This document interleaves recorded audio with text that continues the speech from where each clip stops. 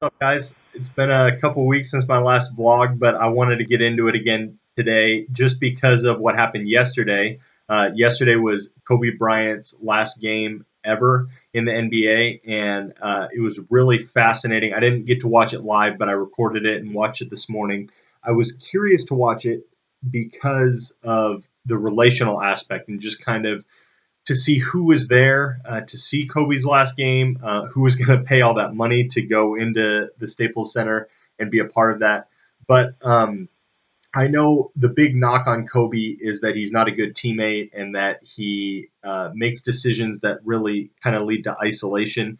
And I just wanted to see how he was going to be remembered, what people were going to say about him, and kind of who was going to say those things. And I enjoyed watching the whole game. It was very, very fascinating to me to watch someone um, shoot that many times, 50 times specifically, and getting 60 points. And I heard a really good take on this from Jason Whitlock this morning, just about how that was just the perfect game to end it, signifying a really selfish career. And he said a lot more, but that really stood out to me.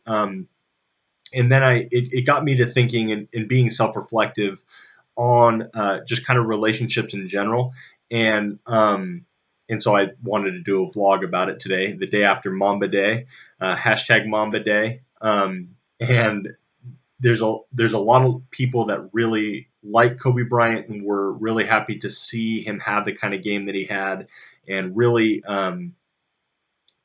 think about when someone goes out, you kind of want them to go out that way, having a really good last game and having a tribute. I've never seen anything like that before. I can't imagine what the Utah Jazz players were thinking before the game. I mean, I know they just respect the game and stuff like that, but to kind of have to sit through that many highlight tapes of Kobe and just this huge production and really a meaningless game. Neither it was the last game of the year. Neither team were playing for anything. And so I was interested to watch that part of it. But by the end of the game, seeing all the people that were interacting with Kobe, it actually ended up being a really good game, which was made it fun to watch. But um, the relationships and the relationships that people have with Kobe and his ex teammates and the people who were there to support him, and how Kobe kind of treated and interacted with those people when they were there in the moment, it really got me to thinking. And I had it it it got me to thinking. Kobe brought that game brought so much joy to people. I just as I was watching it and I was thinking about as I was watching it how much joy I was experiencing seeing him score that much and seeing him kind of come back and save his team one last time and get a win. It made me feel really good. And I realized everybody there at the game and his former teammates and all of those people who maybe at one time called him selfish or were displeased with him alone taking that many shots, and probably actually the majority of this year, just with them only having 16 wins and playing really bad as a result of his selfishness, see them experience joy and be joyful about his selfishness and him taking so many shots. It was it was interesting to me to kind of watch him. And it seemed to me, and I don't obviously know Kobe and I don't have a personal relationship with him, but it seemed to me that he was missing out on the opportunity to share in that joy and to relish in that joy. And it really didn't even seem to sink into him just what that was and the tribute that it was and all of the people coming to support him. And I kind of had a similar experience like that, not in the sense that I had a tribute thrown for me or that I was a good enough player in any sport to have that or anything like that. But um, going through high school and building all of the relationships that I had there, and just like friends and all of those things, and teammates and coaches, and then going to Oregon State and having the same opportunity to meet a whole bunch of people that I wouldn't have otherwise met, and coaches and stuff like that. All of those relationships that I had built, I don't think I understood because I wasn't in the position that I am now, being a community life director and just really being focused on relationships and the networking that relationships have, not for my selfish gain, but just really, it's cool to know people and to be known by people and to be able to share in the joys of life and comfort each other in the lows of life. Um, it it kind of dawned on me as I was watching Kobe that it was a reflection of myself, that I let a lot of those relationships go by the wayside, and maybe some intentionally, and others just not really understanding the magnitude of the relationship and what I could have seen it become, or if I'd have just cared about it or invested in it. Specifically, one of the things that I did is there was one point in my life where I had so many Facebook friends, and it was that weird phase where it's like, gosh, you have so many Facebook friends, and there was really kind of the social shaming of that. And my buddy Mitch Singler, I remember we had like a little mini thing when he hit over 1,000 friends, and he was super excited. But I kind of had this opposite thing where I kind of did like a Facebook purge, and not from being on Facebook, but I kind of filtered through my friends and people that I had, immediate relation with, like in my day to day life, and not, and I kind of just defriended a bunch of people, just doing like spring cleaning on my Facebook feed. Which I think is okay to do, and I don't think that was the sole thing that I'm getting at here. But I think that that was an accurate representation of kind of a larger mentality that I had, instead of moving toward a state of like having as many friends and as much influence as you possibly can, not for selfish reasons, but just um, because it's so easy to be in relation with people. So why wouldn't you try to inspire and encourage, or be a part of as many people's lives as you can? And that's a mentality I have now that I didn't have then. And so watching Kobe Bryant last night, kind of seeming to miss the relational aspect and all of the people who were experiencing joy about him, and really him experiencing that alone. Like, I think he really enjoyed what he did last night, and like he brought himself a lot of joy, but I don't think he saw all of the joy he could have participated in with everybody else who was joyful to be there with him last night.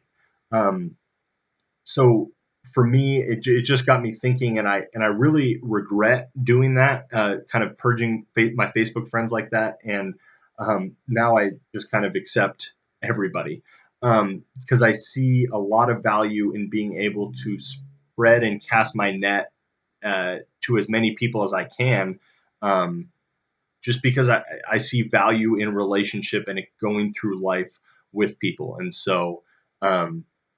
It just watching Kobe Bryant last night got me thinking about that, and I kind of wanted to just do a vlog. Whether people watch this or not, this one really is just kind of for me. I wanted to work through some of these thoughts, but I really enjoy relationships with people, and I'm thankful that I serve a God that created us to be relational beings, and that we get to go through this life with people. I'm very, very thankful for that, and what I didn't understand in high school and in college, and kind of seeing all of the relationships that God brought into my life that I didn't necessarily do as much with, as what I think looking back, hindsight's 2020, that as what I think looking back that I could have done. Um, and you can play the what if game a lot, but I can see how I've had a mentality shift on what relationships are. And it was evident to me last night, again, having not knowing Kobe Bryant personally, it doesn't seem like he understood that. And despite bad blood between like him and Shaq, and I'm sure there were other people there who were really experiencing the joy of a great 20-year career that Kobe Bryant had, that he kind of missed out on the moment to celebrate with them. And I think he missed out on that just by how he played, shooting 50 times, not involving his teammates, scoring 60 points, but also kind of after just really letting it be about himself and not about his teammates. And I don't crucify him for that or get upset at him. If anything, I empathize with him that he maybe will look back on and be like, man, I really missed an opportunity, in the same way that I look back on a lot of the opportunity I had in high school with playing football, and definitely in college with the relationships that I built, that I kind of did not take full advantage of. And so I I definitely have a different mentality on that now, and how I'm living is definitely trying to be all encompassing and invite as many people to the party as I can, um, and just go through life with as many people as I can. So those are my thoughts on it. I would love your guys' comments on just kind of relationships and stuff like that.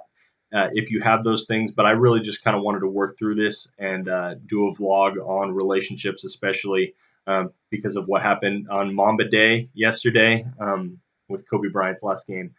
The other great news, if you've made it through this far in the podcast, Megan and I are pregnant, and we let everyone know yesterday. And that kind of also goes to relational piece. It was amazing to me how many people just take the time to like your post or comment on your post or offer to babysit or tell you how great a parent you're going to be, and all of that stuff is really nice. But it's humbling and amazing to me how many people care, and how many people you don't necessarily think are invested in your life until you do something like that, and they really are and want to take the time to say congratulations very sincerely. So um, we're pregnant. We're 8.5 weeks along, and we're really excited to bring a kid into the world. And so if you made it this far, that's a nice little nugget at the end for you. Nice little treat. So thank you guys for watching. Please comment in any way if you have something to add uh, to this conversation of relationships and maybe what they are to you. Thanks for watching, guys.